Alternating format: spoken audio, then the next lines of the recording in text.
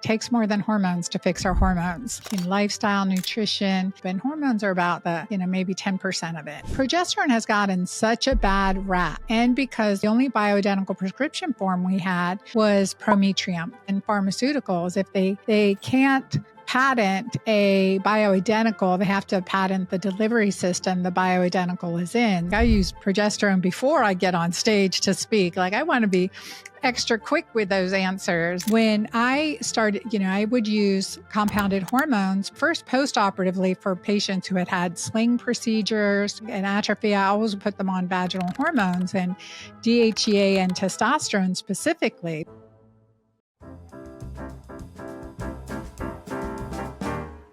Oh, Dr. Anna, I'm excited to talk to you today. We're going to talk about some things that, I think a lot of times, even in my own podcast, I don't think get covered enough around hormone replacement therapy. We talk a lot about estrogen and we talk a lot about even testosterone, because those are probably the two most controversial hormones currently in women's health. But today I want to do a deeper dive with you because you have an interesting look and you've been in this industry for so long. You're a New York Times bestseller multiple times over, helping women have their hormone fix. So let's dig in and let's talk specifically first about progesterone, because you feel like it doesn't get its fair due by any stretch. Right. Yeah. And I always like to look at progesterone and pregnenolone together. And, but first I was preface, it takes more than hormones to fix our hormones. Okay.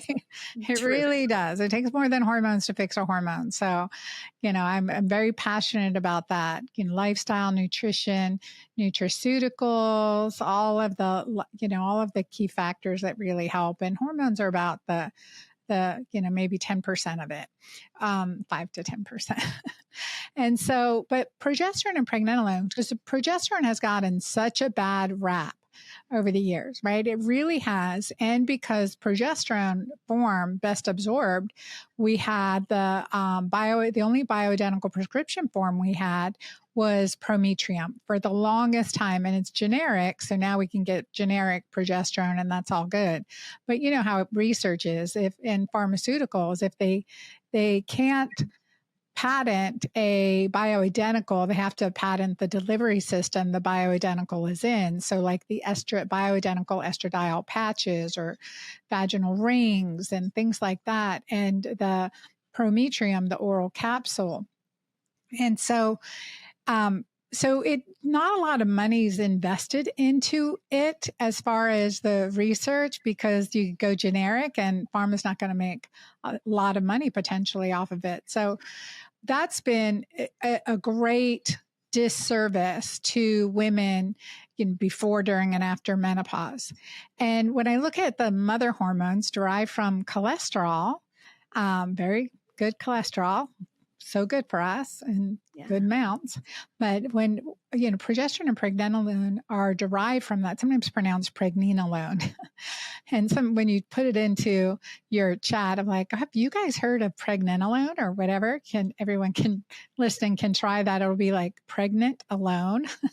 No, not pregnant alone. But well, maybe, but pregnenolone. And, these are mother hormones that we derive our other hormones from, and neurosteroids. So, for example, cortisol is derived from progesterone and pregnenolone. So we want to look at these as the mother hormones, the precursor hormones to our reproductive hormones, including DHEA, testosterone, and estrogen.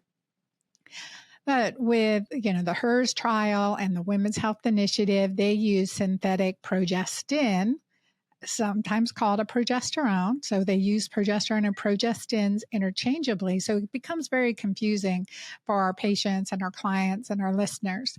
So we need to really emphasize it needs to be bioidentical progesterone and pregnenolone. And these are neuroprotective. They can help with traumatic brain injury, can help with memory, can help with mood, anxiety, depression, postpartum depression, PMS, and memory in general. It's very powerful. Also sleep. It's so helpful for sleep. And it is, one of the best regenerative hormones that we have. And it gets depleted by 75% from ages 35 to 55 in women. So 75%, and that's a huge, you feel that difference, right? That feels like PMS. That feels like and shows up as irregular menstrual cycles, breakthrough bleeding, and, the perimenopausal dysfunctional bleeding. It can show up in those ways, but the mood swings, the irritability, the memory loss, the brain fog, the loss of good luster to your hair, all of those can be are very well associated with low progesterone and pregnenolone, as well as bone loss. Now, let's not forget the bone loss issue and breast protection. So this is where, using, incorporating ways, lifestyle and adaptogens to have our body produce more progesterone and pregnenolone and reduce the drain of cortisol, that's key. But also when we use it, to use it wisely, with or without a uterus, right, Betty? Yeah. It's interesting because I get so many women that'll say, oh, do I have to do progesterone? I'm like, girl, you want to do progesterone because that's how you're going to sleep and not rip somebody's head off. And I'm being funny, but I'm being really honest. Like progesterone, and it's because medroxyprogestins are, considered pro-inflammatory, and they do get looped together, so people don't understand the difference. But progesterone is so profoundly helpful. Absolutely. And first, when I started implementing this in early 2000s, as I got really deep into progesterone and the brain research and the preliminary research that was being done, specifically out of Emory, where I graduated, where I did my residency in gynecology and obstetrics, our neuro ICU unit. So people who had traumatic brain injuries, seizures, et cetera, but specifically with traumatic brain injuries, they were doing the PROTECT 3 trials, which looked at progesterone as a protective in traumatic brain injury if we got it to them soon enough. And they were injecting it IV during that time using bioidentical progesterone and getting excellent results. And then pharma's like, well, we need to add on, I forget what they added on, like a cypionate or some other molecule to the progesterone. And they're like, oh, we're not getting good results. But every neurosurgeon in that unit said if they were to have a family member come in, without a doubt, they would give them immediately a bolus dose of IV progesterone. Yeah. It's crazy to me that I guess it's not crazy, but it's frustrating. Or IM. Yeah. Yeah. Or intramuscular. What's frustrating to me is that we constantly see endpoints in studies change when whoever's paying for it usually, or the researchers, because of their own bias, don't see the outcome that they want. They're like, oh, let's change directions of what the study was originally intended to do so I can massage my data to fit it. And at the end of the day, we pay the price for it. And I would say women's health more so than anybody else, because the bias, often is really unsubstantiated and unsupported. And, we saw that with the Women's Health Initiative, but even here, they're like, oh, wait, we're going to add a molecule to it because we can't patent bioidentical progesterone and we're not going to make a killing on it. So we'll just kind of tank the study by adding a molecule. It's just frustrating. It's tragic, really. It's a disservice for us as women. And many women have become afraid of it, and as opposed to really welcome it, like you said, you're going to feel so good. And so my patients, who I really have to honor, women who have had hysterectomies, whether I did it or someone else did it, and then I used progesterone, they would be like, Dr. Anna, I feel like a cloud has lifted. Like they come back for their 6-week follow-up and I feel like a cloud has lifted. I feel better than ever. And, my memory's back. I've got my edge back. I'm sleeping well. Life is full color as opposed to shades of gray anymore.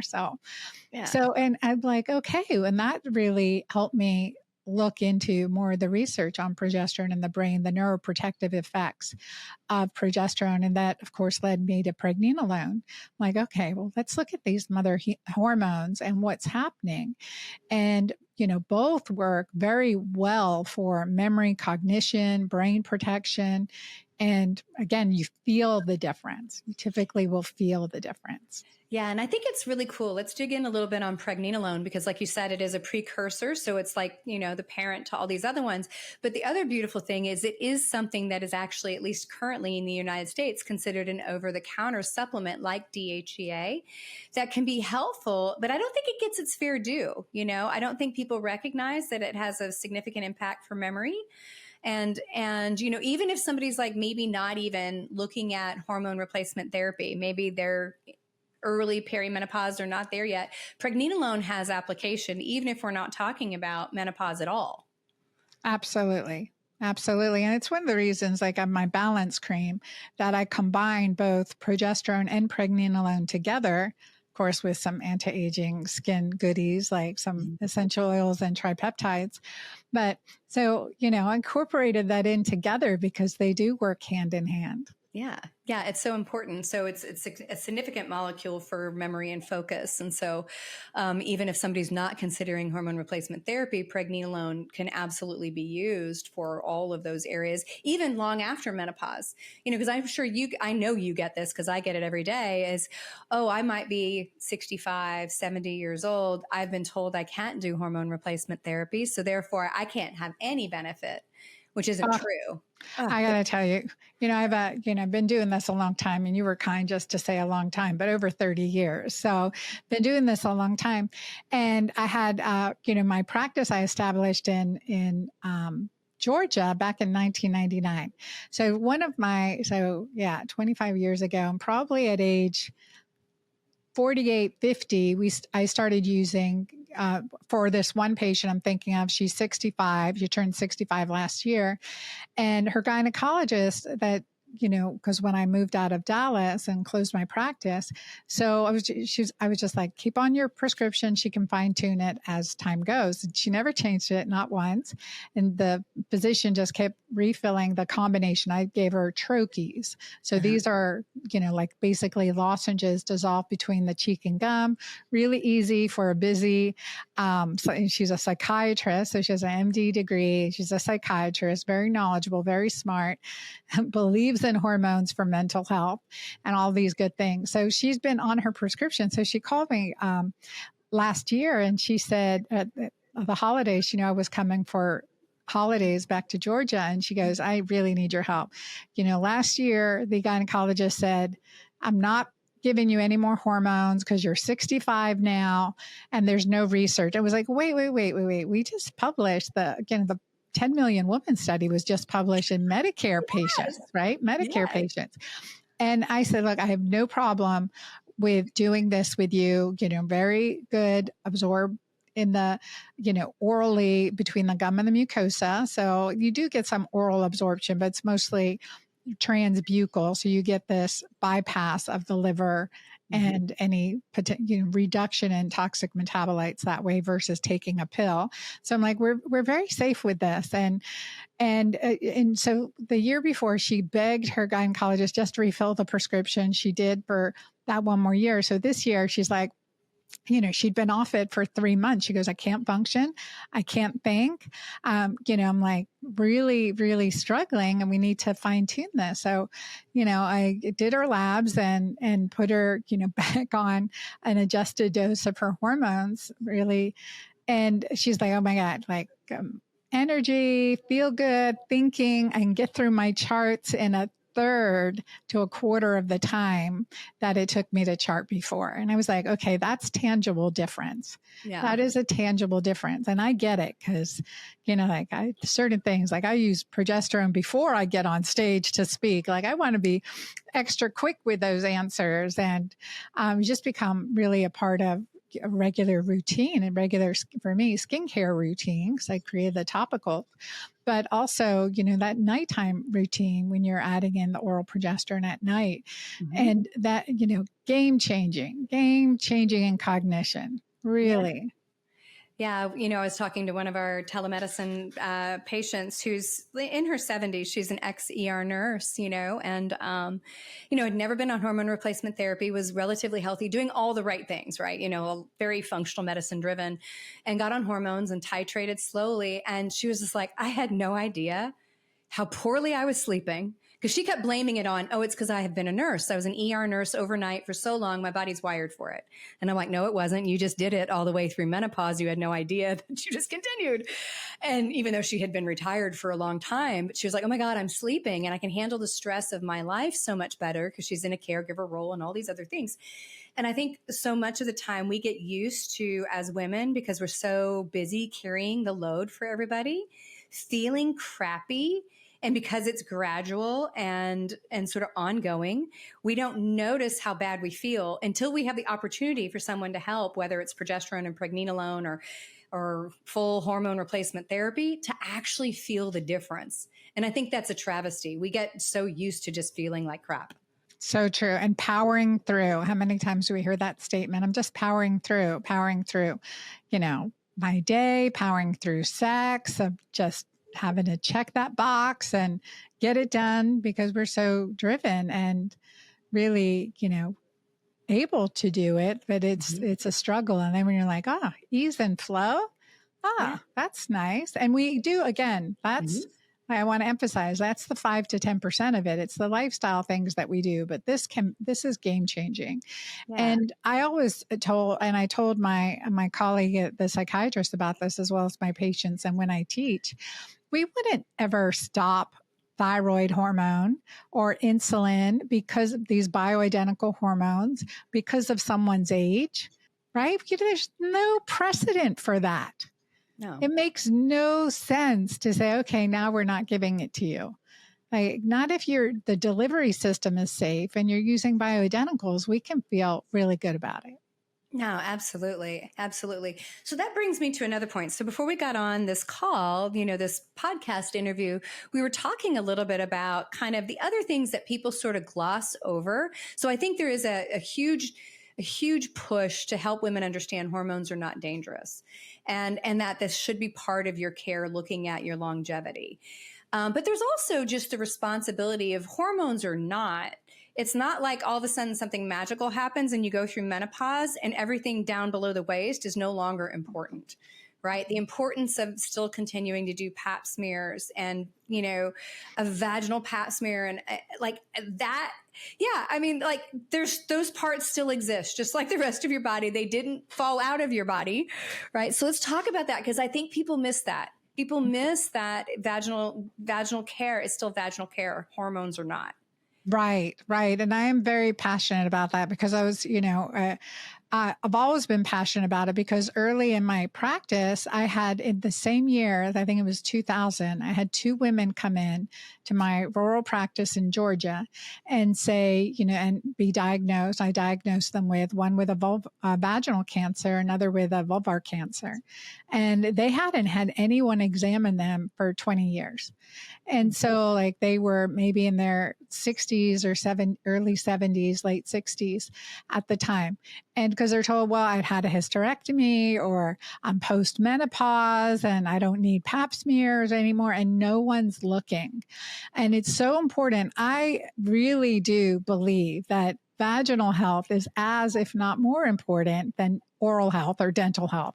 Like we brush our teeth, floss, all these things, but we're not like evaluating the vagina. And vaginal microbiome is crucial. And now we have more and more research coming out about the vaginal microbiome and how our pH changes as we age. It becomes more alkaline, more predisposed to infections, odor. We get more predisposed to bladder infections, and asymptomatic bladder infections are debilitating in old age. So you don't want to get that. And nor do you want to be on daily antibiotics or recurrent antibiotics. So vaginal pH, vaginal health, the, integrity, I would say the anti-aging of the vagina, reverse aging of the vagina. When we can do it, we can have vaginas of our 25-year-old self or 35-year-old self. We really want a healthy vagina because that microbiome, as that shifts, as that vaginal pH gets more alkaline, you have more diversity, more different forms of bacteria. Where that's good in the gut, the vagina needs just really monodiversity. So we need more of the lactobacilli, specifically Crispidus, Einers, Gasseri, and Ginsei. I said them correctly. So those 4 strains, especially Lactobacillus crispatus, are really important for vaginal health. And so as we age and that pH changes, and, and maybe you have a new sexual partner some other time in your life, you've had one your entire life, fine. And then you have a second or a 50th, it doesn't matter. But, no one's asking that question of a 60-year-old or a 70-year-old. Mm-hmm. And so, back in 2023, Betty, that's because we've been friends for a while now, but I had retired my practice basically from 2015 to 2023. I started here in Dallas. So I had moved from Georgia several years ago. And so I started my practice here. But before I did, a colleague of mine that I knew had, she's at 72, gorgeous, fit, had, sorry about that. It's okay. Had studied, nutrition, was a great, in the health and wellness space, but she'd been getting hormones. She'd been very sexually active, had multiple partners over the past decade, and was getting these bioidentical hormones. Mm-hmm. Sometimes pellets, sometimes creams, topicals, orals, etc. But no one did a pap smear. And so she said she had called me,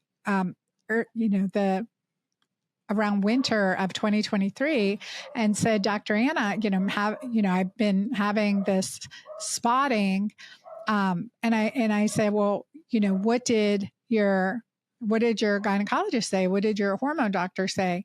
And they said, well, I think it's because of the hormones. I'm like, okay, well, what was your pap smear? And what did the ultrasound say? Well, they haven't done it. So 3 months later, she gets these tests done and she has stage 4 because she continued to have spot, and they kept adjusting her hormones. They kept saying, oh, it's because of your hormone. We'll adjust it. And they that is blind care. That is so bad. And when they finally did the pap smear and the ultrasound, she had stage 4 cervical cancer, completely preventable. Which is usually caused by HPV, which is so common. Yep. So It's very common. And again, our immune system designed to take care of it, but just came out of a pandemic. Mm-hmm. People got injections or infections of COVID, and that changes your immune system. So you have to be constantly reinforcing and raising the battalions of your immune system. And, we have to practice medicine differently post-pandemic than we did pre-pandemic. And forever, a long way to answer, forever, you need a pap smear. Now, granted, if you've not been sexually active, you have one partner for all those years and he never had another partner, all that was negative, fine. Maybe once every 3 years. Doesn't mean you can't get a vaginal cancer or vulvar cancer. Yeah. You have to get a pap smear, and Medicare will cover it every 2 years. Yeah. I think every 1 to 2 years, Medicare will cover it, but I think every 2 to 3 years, if you have a negative history and negative HPV history, I think that's fine, but I still will physically examine my patients every year. Yeah. I think it's really important. Even the person that's in a dedicated, committed relationship, without saying nasty things about relationship, that's what right? Right. At the end of the day, you wouldn't go without a colonoscopy if you were intelligently remembering that the risk for colon cancer is pretty significant. You shouldn't go without a pap smear either. Yeah. Yeah. Because it is preventable, and it's, if insurance doesn't cover it, it's a $50 to $75 test. It is worth it. Yeah. It is worth it. Well, and then that brings me to kind of another conversation. Like the FDA obviously had their panel about the black box warning about, estradiol, particularly estriol cream used vaginally. But I think so every woman should care about the health of their vaginal tissue and vaginal environment. But I think also women don't realize that there's things that they can do that are both over the counter or estriol vaginally, and that every woman should be doing something to protect the girly parts. Absolutely. Yeah. And so the FDA black box warning on estrogen, it's really become controversial why that's still there, because the research never warranted that black box warning. it never warranted, especially on vaginal products, but transdermals, et cetera. I mean, really never warranted that black box warning on estrogen. But for men's health, testosterone, that black box warning got removed. So, but it, like that's, but, testosterone converts to estrogen. So, help me understand that. Like it is just, honestly, that black box warning is misogynistic. So, I mean, it really is. 100%. Yeah. 100%. So I think the other thing is we're looking at precursor hormones or very weak non-systemic hormones that protect the vaginal tissue. So the other one that doesn't get talked about very much is part of your product, Jolva, which is DHEA, not DEA, DHEA, which is a precursor to testosterone, androstenedione, and eventually estrogen, but has also got good research showing it protects vaginal tissue from atrophy as well. Oh my gosh. Absolutely. Yeah. Absolutely. And so like a little on the backstory, again, working in compounding hormones since 1999. Need a song. I'm going to party 1999. That's it. Yep. Doing compounding hormones for so long and really working and being a gynecologic surgeon and then having my own story, reversing early menopause and infertility and, going through my own perimenopause, becoming completely asymptomatic with what I know, like, again, I call it my Keto-Green method, but with lifestyle and hormones. It really just, opened my mind to how to help my patients. And so when I started, I would use compounded hormones preoperatively, first postoperatively for patients who had sling procedures, or if I saw them and they had a sling and atrophy, I always put them on vaginal hormones and DHEA and testosterone specifically, because very, very safe and, vaginal applied hormones or topical hormones on the vulvar area are very, very safe. And so I would use these hormones to get good tissue to operate on. If I was going to do a bladder sling, if I was going to, do any vaginal anterior and posterior repair, we call that cystocele and rectocele repair, I'd use hormones so I had good tissue. And so I was like, well, as I started getting better and better at the dose and the combination of ingredients, my patients would come in for their pre-op after being on my vaginal hormones for a couple months or topical hormones on the vulvar area for a couple months. And they'd be like, Dr. Anna, I'm no longer having incontinence. I'm not having symptoms of pressure in my vagina anymore from the cystocele or whatever. And they didn't have to have surgery. Oh, that's cool. So I went from doing 2 to 3 surgeries a week, both minor and major, to needing to do 2 to 3 surgeries a year. Because your body has the ability to recover, again, hormones and lifestyle. These things and nutrition, of course, make a huge difference in our quality of life and our longevity. Mm-hmm. And so when I closed my practice back in 2015, patients were like, Dr. Anna, no one will give us your lotions, potions, creams, and gels anymore. And so I said, I committed to creating something that was available. I said, better than anything I can write on a prescription pad, but available without a prescription. And so that's where I combined and began the research on DHEA, vulvar and vaginal research. There are many good studies, scientific studies since early 2010. By Dr. Ferdinand Labrie, specifically out of McGill University in Canada. But he's been doing this research on vaginal DHA for a long time with great safety, looking at in breast cancer patients, what conjugates, what's absorbed systemically, and overall quality of life, and found those same things.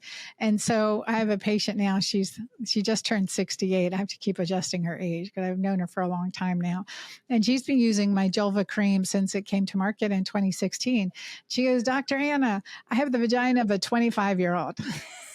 That's awesome. And I love that. And we see that clinically. You do too. I mean, I have patients who like they come in and I can't even do a pap smear because they have so much atrophy. And we work with using Jolva. I mean, it's easy. Apply it topically. There's some good absorption. I will say clitoris to anus, most important real estate of our body. Yep. You don't want anything bad to happen down there. Just Nope. not fun. No. And so from incontinence issues, dryness, clitoral atrophy, loss of orgasm, you've got to use these, products topically. And then of course, anal health. So the entire perineum. So to avoid fissures and hemorrhoids and just support your body's natural ability to repair. And so, so Jolva, I combined plant stem cells also with stem cell technology from the alpine rose, which has been used in high-end cosmetics for a number of years, and emollients to really drive the ingredients deep into the tissue. So you get that moisturizing, nourishing benefit. But what we know about DHEA2, and they studied this in eye health for dry eye syndrome, like dry eyes. I know, like you lose the eye gland production. The same thing is happening in the vulvovaginal area. Really, the vulvar area is where our glands are. So from the Bartholin's glands to the Skene's glands, I mean, we know that and plus just the epithelial cells. So we restore it helps to restore that healthy functioning and naturally restore your moisture. So that's why, Dr. Rani Bannock is using DHEA eye cream. So using my Jolva cream right now on the eye, upper eyelid and lower eyelid to help with dry eyes. I'm like, it's working that same way on the vagina. Yeah. Well, I think it's so important because, we in our kind of prim and proper, and I'm meaning that not in a nice way, we don't want to talk about the nether regions, but women are, dealing with all of those problems. They're dealing with painful sex and they're, not being able to do any kind of jumping or laughing or coughing without having to cross their legs. Like that's a serious issue. Not to mention, I've met many women that are like walking is painful because that tissue is so dry, so paper thin, so sore that they can't walk. Right? Like going for a fitness walk is uncomfortable and they don't have to deal with that, but nobody's talking to them about some very basic things that can actually be protective and also beneficial long-term. Oh, and I just want to, because I'm a horseback rider. So, when I had early menopause and experienced that, not to mention, post childbirth, but that vulvar vaginal tissue was very uncomfortable to horseback ride. I mean, it was just very uncomfortable. Yeah. And cycling, same thing. I mean, if you're not addressing that area, there is no bike seat pad that is thick enough to make that comfortable. There's just not. But you really want to keep the integrity of that tissue healthy, just like we pay attention to our laugh lines and smile lines, right? Yeah. We want to make sure that, we've got good, healthy tissue.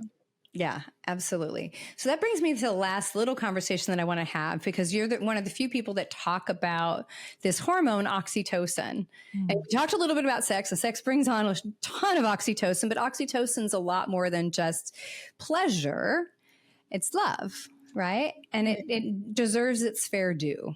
Yes. And it's immune boosting, right? It helps with focus and concentration. It gives you that good, happy, joyful feeling or that presence in your body. It's a hormone of trust. So when we are losing the battle between stress and cortisol, and so when, and oxytocin, we have those feelings of, social isolation, distrust. Like you go into a store and you're like, oh, there's my friend from 30 years and I'm just going to pretend I don't see him. And you lose that interaction. Also, relationships start to disintegrate. You feel less connected to your partner. You feel, distant and more anhedonia, loss of pleasure and enjoyment. You're not doing the activities you love doing. Like, oh, I used to play pickleball all the time, and now I'm not playing at all for the last year. I'm like, oh, that could be an oxytocin issue. That thing, that get up, that really rejuvenating and longevity improving hormone oxytocin. And we know this too, because I look for signs of it in our centenarians, people that have lived over 100 years.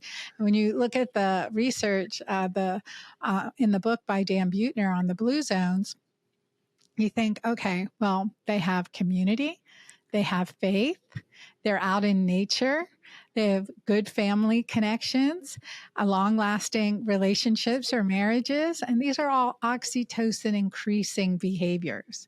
So, in this world where we're like, oh, we've got to stress manage, I'm like, that just saying stress management, I mean, isn't that Stresses you stressful? out. That stresses you out totally. So I say, well, what do we do for play? How do and I like to coin the term oxyplay. We want to Mhm. do microdosing of oxytocin throughout the day Yeah. with oxyplay, just playing with your pet, getting outside, calling a girlfriend that you love and connecting and doing intimacy, massage, facial, playtime. I mean, all of those good things increase oxytocin.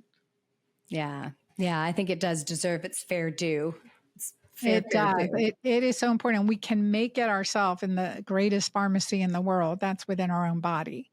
So we can produce it ourselves. And because it's the most alkalinizing hormone, I think it really contributes to that longevity, decreasing inflammation in your body. And Yeah. I see it all the time. People come in one way, looking miserable or exhausted, et cetera. I'm like, okay, well, we'll do these things, but focus on what you do for fun and play and incorporating, making time for intimacy and doing these things. And they come back the next time and they're like lit up and they feel better and their blood markers improve. And I remember this one patient in particular, she was in her late 30s and she had three small children at home. And she was, she'd been seeing me for a few months at this point. And I said to her, so, what do you do for fun? Because there was anxiety. She had lost focus. She had difficulty concentrating. I mean, I had her dialed in with nutrition. She was working with a life coach, but we weren't getting there. I said, well, and she goes, well, what did you used to do for fun? And she said, I used to love to dance. I was always a dancer. I love dancing. And I said, well, can you start that again? She's actually been eyeing this dance center on my way home from the kids' school. I thought maybe I can stop in there. And I said, well, give it a try. And when she came back in, I said, well, what were you doing? What did you do different? She goes, I just started dancing. I take dance classes 2 to 3 times a week and I love it. And I'm having so much fun. And just from doing that, that is the power of oxytocin, y'all. That is self-care. That is the best way to defeat stress, not just manage it, and to really feel empowered. So, and again, in the research, and we like to see more and more research, but people are paying attention from the Mhm. groundbreaking research on heart rate variability with the Heart Yeah. Math Institute showing increased heart rate variabilities associated with an increase in oxytocin. I mean, like, how good is that? Makes sense. Yeah. Absolutely. Absolutely. Now you have a special course that's coming up. I think it's called Breeze. Is that right? That's right, breeze. So breeze through menopause, and you can do it before, during, or after menopause, really. It is a 10-day program, and you get 10, each day you get a daily video, a motivational a motivational segment. And you also get a menu plan for the day that's following my Keto-Green. You get all of that included for the 10 days, plus 3 live calls with me, 3 group live calls with me for Q&A, for coaching support. It's what Awesome. I love to do, and good community. And it's for $17. So we That's have that awesome. full event for really like unbelievably easy price to get you in, get you committed. You'll have little, questionnaires that really get you going and thinking and inspired, and also be able to monitor how you're doing at the beginning. But we see improvements in just 10 days.